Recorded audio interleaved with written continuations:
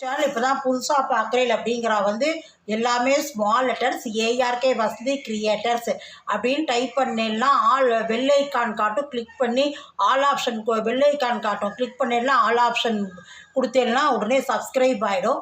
நான் போடுற வீடியோ பூரா உங்களுக்கு உடனுக்குடன் நோட்டிஃபிகேஷன் ஆகிடும். வாங்க வீடியோக்குள்ளே போகலாம். ரசம் வாங்கி கத்திரிக்காய் ரசம் வாங்கி பண்ணுறதை பார்க்க.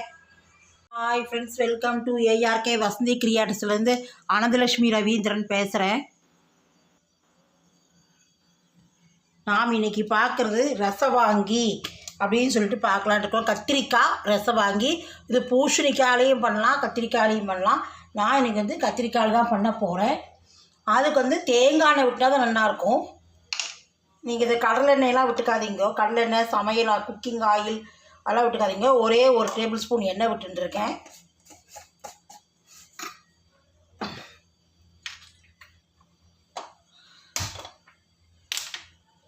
எனக்கு காரத்துக்கு ஒரு 3 வரமிளகா தான் போட்டுக்கிறேன். ஒரு 2 ஸ்பூன் வந்து கடலைப்பருப்பு போட்டுக்கலாம். 2 டேபிள் ஸ்பூன் கடலைப்பருப்பு போட்டுக்கலாம்.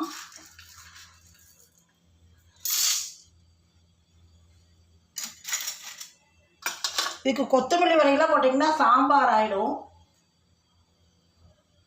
அதனால் வந்து இது கடலைப்பருப்பு, உளுத்தம்பருப்பு,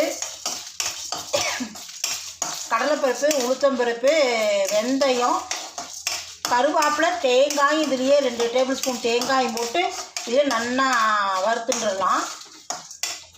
இது நான் வறுத்து கடலைப்பருப்பு, இதை கொஞ்சம் கடலைப்பருப்பு செவக்கட்டும். உளுத்தம்பருப்பு போட்டுருறேன். 2 டேபிள் ஸ்பூன் உளுத்தம்பருப்பு போட்டுருக்கேன்.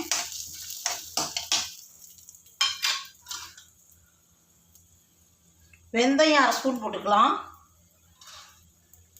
மிளகு ஒரு 10 மிளகு போட்டுக்கலாம்.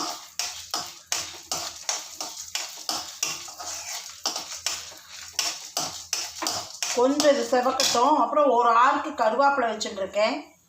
ஒரு ஆளுக்கு கருவேப்பிலை கையில் வச்சுட்டுருக்கேன். அதை போட்டுடுறோம். கொஞ்சம் செவக்கட்டும்.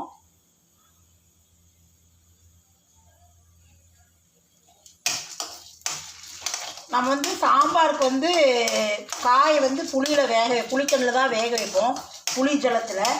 ஆனால் இது வந்து கடைசியாக தான் புளி விடணும். வறுத்து அரைச்சி விட்டுட்டு அப்புறமா தான் புளி விடணும்.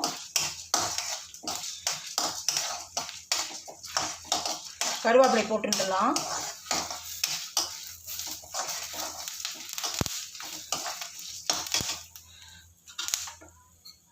ஒரு 2 டேபிள் ஸ்பூன் தேங்காய் போட்டுடுறேன் இதுலேயே.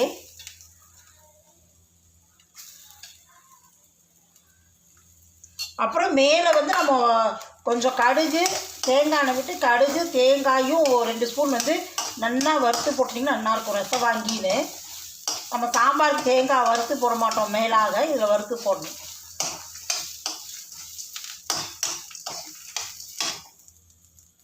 இது பாருங்கள், வறுத்துண்டாச்சு. இதை அரைச்சி கொஞ்சம் ஆறட்டும். அரைச்சின்னு வந்து காட்டுறேன். அவ்வளோ இதே பானிலேருந்து ஒரு டம்ளர் தண்ணி விட்டுருக்கேன். கத்திரிக்காய் ஒரு 1/4 கிலோ எடுத்து நறுக்கின்னு இருக்கேன். இந்த மாதிரி நறுக்கிக்கணும், நம்ம கூட்டுக்கு நறுக்கிற மாதிரி. இதை போட்டுடுறேன். வேகட்டும். இது வெந்தாட்டு நம்ம அரைச்சினதை விட்டுட்டு அதுக்கப்புறமா தான் வந்து நம்ம வந்து புளித்தண்ணி விடணும்.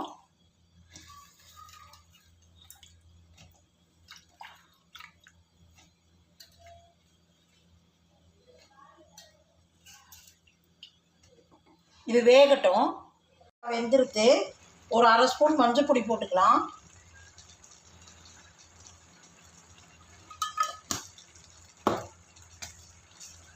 உப்பு போட்டுக்கலாம்.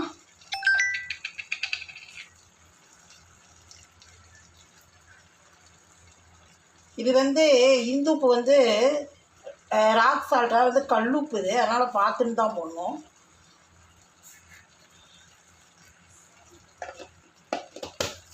வேணுன்னா கூட போட்டுக்கலாம். ஜாஸ்தி ஆயிடுச்சுன்னா அப்புறம் உப்பு அதில் எடுக்க முடியாது. இப்போ நான் அரைச்சின்னு வந்தாச்சு. இதை பாருங்கள், அரைச்சின்னு வந்தாச்சு. இதை விட்டுடலாம். கத்திரிக்காய் வெந்தாட்டு இதை அரைச்சது விட்டதுக்கப்புறம் தான் புளித்தண்ணி விடணும்.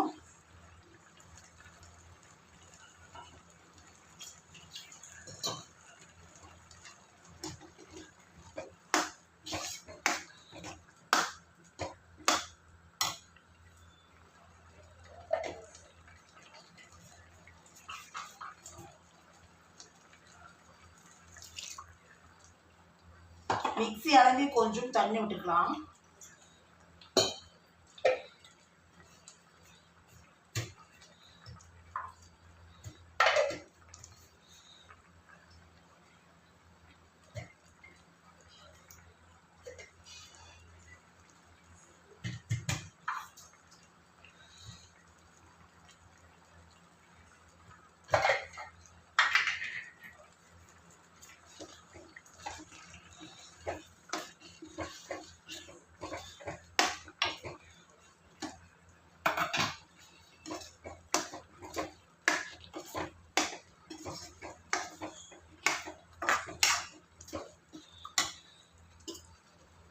இப்போ அதை புளித்தண்ணை விட்டுருக்கலாம். கொஞ்சமாக தான் விடுறேன்.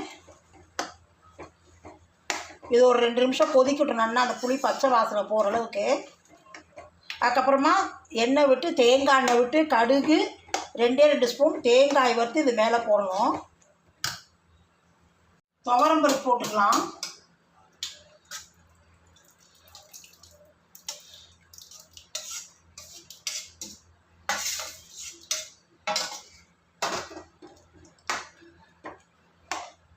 நான் வந்து பெரிய கரண்டியில் ஒரு கரண்டி வேக வச்சுட்டுருக்கேன்.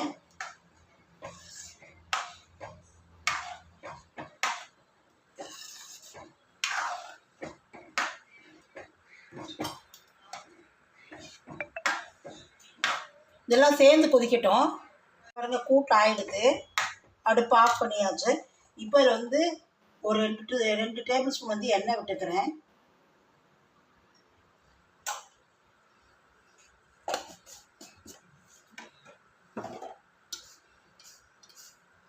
கடுகு 1/2 ஸ்பூன் போட்டுக்கிறேன்.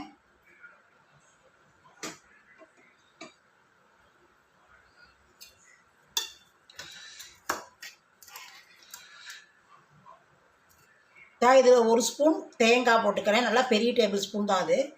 1 ஸ்பூன் தேங்காய் போட்டுக்கிறேன். நல்லா தேங்காய் வறுத்துன்னு இதில் போட்டுடணும். பெருங்காயம் ஒரு 1/2 ஸ்பூன் போட்டுக்கிறேன். பெருங்காய பொடி அப்பயே கட்டி போட்டுக்கலாம்னால இப்போ பொடி போட்டுக்கிறேன்.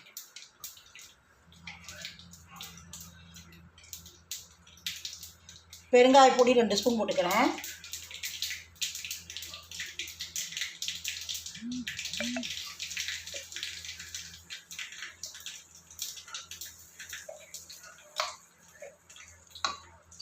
தேங்காயை போட்டு நல்லா அதில் வந்து வறுத்து அதில் மேலே போட்டுடலாம். அவ்வளோதான். ரசம் வாங்கிங்கிறது இவ்வளோதான்.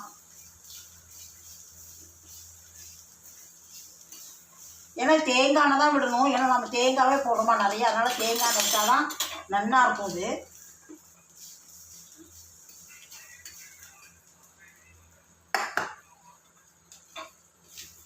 கருவேப்பிலை வந்து நம்ம அதிலேயே போட்டு அரைச்சிட்டோம். வறுத்ததுனால இப்போ கருவேப்பிலை போட்டுக்க வேண்டாம். அதே நல்லா வாசனையாக இருக்கும்.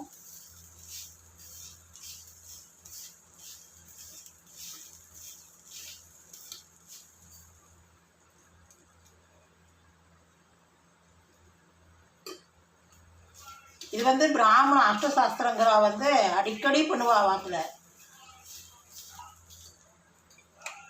இதை போட்டுடலாம்.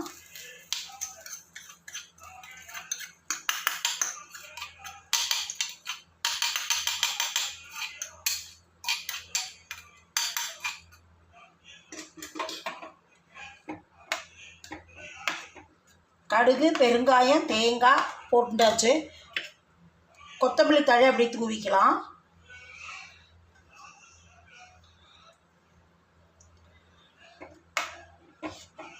கருவேப்பிலை போட்டு அரைச்சினதுனால இப்போ கருவேப்பிலை போட்டுக்க வேண்டாம்.